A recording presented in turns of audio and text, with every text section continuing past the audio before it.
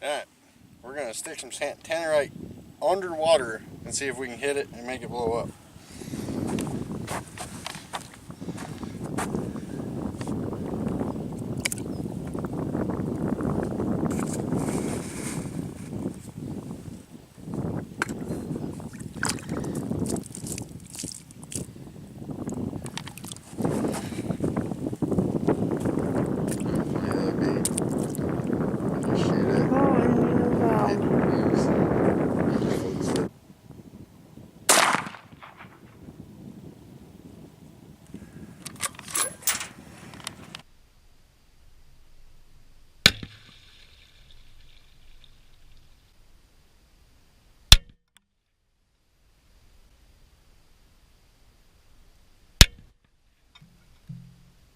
Yep.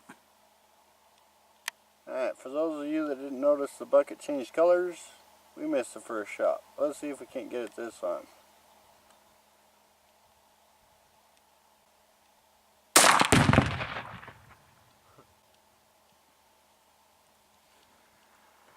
Well, it'll blow up underwater.